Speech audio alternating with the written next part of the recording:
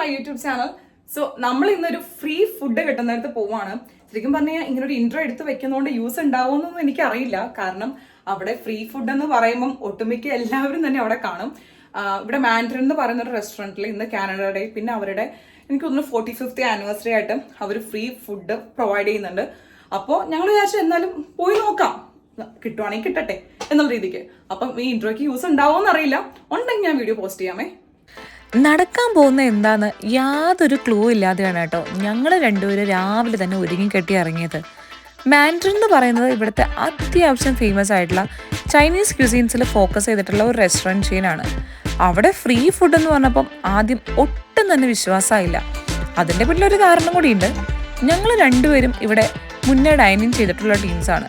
രണ്ടുപേർക്കും കൂടെ ടാക്സ് ഒക്കെ കൂടി ഏകദേശം ഒരു $70 ഒക്കെ ആവും കേട്ടോ. അതായത് നമ്മുടെ നാട്ടിലെ ഒരു 3500 തൊട്ട് 4000 രൂപ വരെ. സോ അങ്ങനെ ഒരു പ്ലേസിൽ ഫ്രീ ആയിട്ട് ഫുഡ് എന്ന് പറഞ്ഞപ്പം വിശ്വസിക്കാനായിട്ട് ഇച്ചിരി ബുദ്ധിമുട്ടുണ്ടായിരുന്നു. ഇൻസ്റ്റഗ്രാമിലെ ഒരു റീലിലാണ് കേട്ടോ ഞാൻ ഈ ന്യൂസ് ആദ്യമായിട്ട് കാണുന്നത്. ഒൻറ്റാരിയോ പ്രൊവിൻസിലുള്ള ഇവരുടെ എല്ലാ റെസ്റ്റോറൻറ്റ് ചെയിൻസിലും ഇത് അവൈലബിൾ ആണെന്നാണ് അതിനകത്തുണ്ടായിരുന്നത്. സോ കേട്ട പാതി കേൾക്കാത്ത പാതി ഓടിപ്പോയി ഞാൻ ഇവരുടെ വെബ്സൈറ്റിലാണ് ആദ്യം ചെക്ക് ചെയ്തത്. നോക്കിയപ്പോൾ സംഭവം സത്യമാണ്. ഫുഡും സോഫ്റ്റ് ഡ്രിങ്ക്സും ടീയും കോഫി അടക്കം എല്ലാം ഫ്രീ ആണ്. സോ ഇത് അവരുടെ 45th ആനിവേഴ്സറി പ്രമാണിച്ചാണ് കേട്ടോ അവർ നടത്തുന്നത്. ഓരോ 5 ഇയേഴ്സിലും അവർ നടത്താറുണ്ടെന്നാണ് ഞാൻ അന്വേഷിച്ചപ്പോൾ ഇതിനെപ്പറ്റി അറിയാൻ പറ്റിയത്. ഞാൻ കാനഡയിൽ വന്നിട്ട് ഒരു 5 ഇയർ ആവുന്നതേ ഉള്ളൂ. സോ എന്നെ സംബന്ധിച്ചിടത്തോളം ഇത് ഫസ്റ്റ് ടൈം ആണ് കേട്ടോ. 12 മണി തൊട്ട് രാത്രി 8 മണി വരെയാണ് ഇവർ ഇതിൻ്റെ ടൈം പറഞ്ഞിട്ടുണ്ടായിരുന്നത്. സോ ഞങ്ങൾ വീട്ടിൽ നിന്ന് ഇറങ്ങിയപ്പം ഒരു 9 മണിയൊക്കെ ആയിട്ടുണ്ടായിരുന്നുള്ളൂ. വലിയ തിരക്കൊന്നും ഉണ്ടാവില്ല എന്ന് വിചാരിച്ചിട്ടാണ് ഞങ്ങൾ അവിടെ ചെല്ലുന്നത്. പക്ഷെ ചെന്നപ്പോൾ തന്നെ നല്ല രീതിക്ക് തിരക്കുണ്ടായിരുന്നു കേട്ടോ.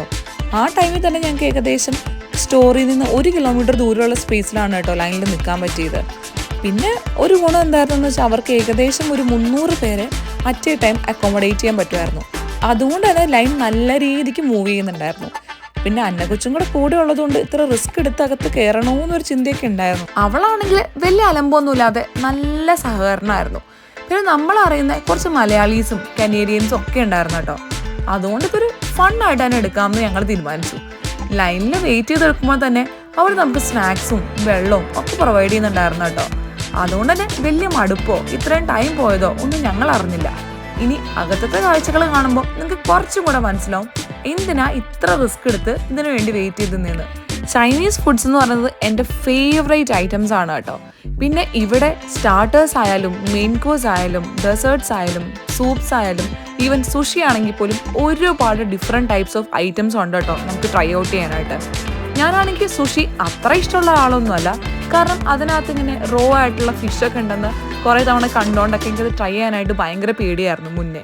പക്ഷേ ഇവിടെ വന്നപ്പോഴാണ് ഈവൻ അങ്ങനെ ഫിഷ് ഉള്ളതല്ലാണ്ട് നമുക്ക് ഒരുപാട് വെജിറ്റേറിയൻ ഓപ്ഷൻസും കൂടെ അവൈലബിൾ ആണെന്ന് എനിക്ക് മനസ്സിലാവുന്നത്.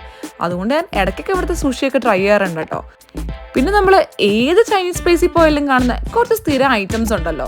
Fried rice, noodles, chicken wings, അതൊക്കെ ഇവിടെ നിന്ന് ഞങ്ങൾ ട്രൈ ഔട്ട് ചെയ്യാറുണ്ട് കേട്ടോ. പിന്നെ ഡെഫിനറ്റ്ലി സാലഡ്സിൻ്റെ സെക്ഷൻ. ചിക്ക് പീ സാലഡാണ് ഇവിടുത്തെ എൻ്റെ പേഴ്സണൽ ഫേവറേറ്റ്.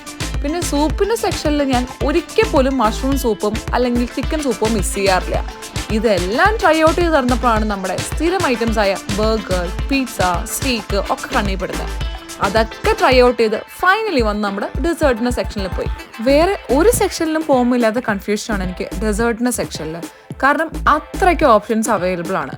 ചുമ്മാ സ്കൂപ്പ് ഐസ്ക്രീംസ് ആണെങ്കിൽ അങ്ങനെ, അതർവൈസ് ഒരുപാട് പുഡിങ്സും കേക്ക്സും കുക്കീസും ഒക്കെ അവൈലബിൾ ആണ്. ഞാൻ മസ്റ്റ് ആയിട്ട് അവിടുന്ന് ട്രൈ ചെയ്യുന്ന 2 ഐറ്റംസ് ആണ് അവിടുത്തെ മാംഗോ പുഡിങ്ങും റൈസ് പുഡിങ്ങും. പുതിയൊരു മണ്ടിൻ്റെ സ്റ്റാർട്ടിങ് ആയതുകൊണ്ട് ഷുഗർ ഡയറ്റിൻ്റെ കാര്യമൊക്കെ തൽക്കാലത്തേക്ക് അവിടെ വെച്ച് ഞാനങ്ങ് മറന്നു. അങ്ങനെ കഷ്ടപ്പെട്ട് അകത്ത് കയറിയെങ്കിലും 1 മണിക്കൂർ ടൈം എടുത്ത് ഞങ്ങൾ എല്ലാ ഫുഡ്സും എൻജോയ് ചെയ്ത് കഴിച്ചു കേട്ടോ. ഒടുവിലിതാ ഒരു ഫോർച്യൂൺ കുക്കിയും കിട്ടി. അങ്ങനെ ഹാപ്പി ആയിട്ടാണ് ഞങ്ങൾ ഇന്ന് ഇവിടുന്ന് തിരിച്ചു വന്നത്.